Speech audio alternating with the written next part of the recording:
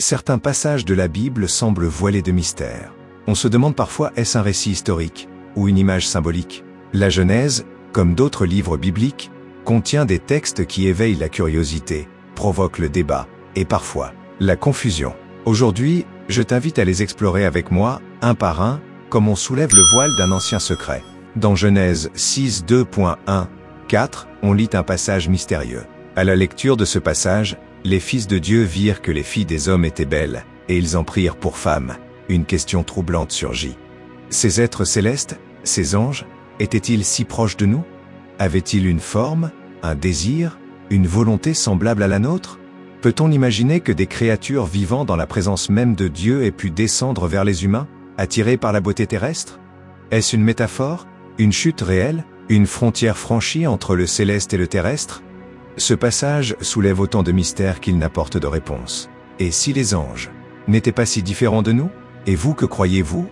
Dites-le nous dans les commentaires. Partagez et activez la cloche, ajoutez un pouce en haut si vous avez aimé, merci à tous. Il y a ce texte qui a longtemps intrigué les lecteurs de la Bible. Qui sont ces fils de Dieu?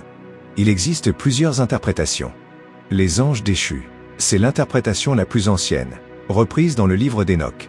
Des anges se seraient rebellés, seraient descendus sur terre et auraient eu des enfants avec des femmes humaines. Ces enfants seraient devenus les Néphilim, des géants puissants et violents.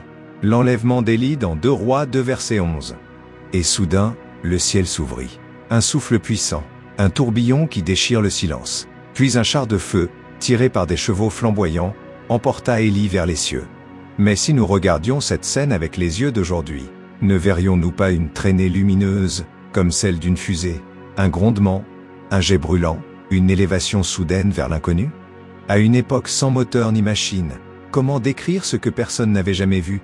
Était-ce vraiment un char, des chevaux de feu, ou bien les mots anciens pour tenter de décrire un phénomène céleste qui dépassait tout entendement? Peut-être que ce que les témoins ont vu était bien réel, mais leur langage, lui, était symbolique. Et si Élie avait été enlevé, comme dans un véhicule venu d'ailleurs? Il emporta Élie, vivant, vers les hauteurs.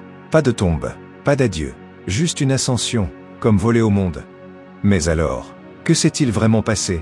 Était-ce un phénomène céleste, un miracle réel, hors des lois de la nature, ou une vision, un symbole de gloire et de passage vers l'éternité? Ce récit soulève plus de questions qu'il n'offre de réponses. Qui était vraiment Élie pour mériter un tel départ? Et ce char, était-il le véhicule de Dieu?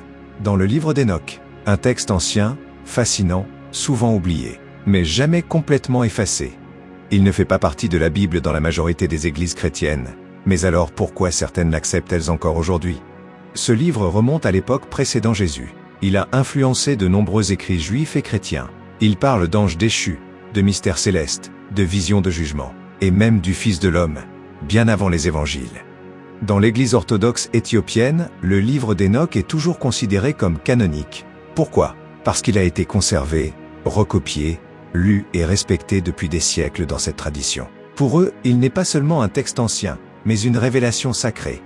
Autre fait curieux, dans le Nouveau Testament, l'apôtre Jude cite directement le livre d'Enoch. Jude 1 verset 14. Cela prouve que ce texte était connu, et même utilisé, par certains premiers chrétiens. Alors pourquoi les autres églises l'ont-elles écarté? Peut-être à cause de son contenu trop mystérieux, ou parce qu'il évoque des réalités spirituelles difficiles à interpréter. Mais une chose est sûre, le livre d'Enoch continue de troubler, d'inspirer, et de faire naître des questions. Comme s'il portait encore, à travers les siècles, le murmure de secrets oubliés.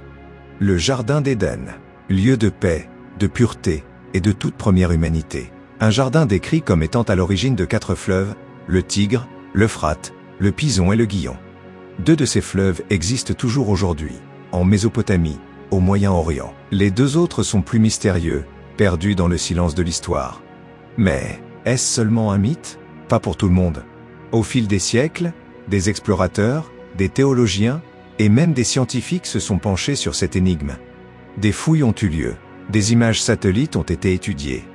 Et certains chercheurs pensent que l'Éden pourrait se situer au sud de l'Irak, dans la région de l'ancien delta du Tigre et de l'Euphrate, près du golfe Persique. Un chercheur nommé Juris Arins, archéologue et spécialiste de la Mésopotamie, a proposé que l'Éden se trouvait dans une plaine aujourd'hui submergée. En analysant d'anciennes cartes du relief sous-marin, Il a identifié des lits fossiles de fleuves qui pourraient correspondre aux 4 mentionnés dans la Bible. D'autres avancent que des bouleversements géologiques majeurs, comme le déluge ou les mouvements des plaques terrestres, auraient effacé le paysage d'origine. Alors, est-ce que l'Éden a réellement existé quelque part sur cette terre? Ou est-il à jamais perdu dans les plis du temps et de la mémoire divine? Peut-être qu'il ne reste du jardin qu'une empreinte. Une nostalgie gravée au fond du cœur humain, comme un souvenir d'un monde parfait, que nous cherchons encore.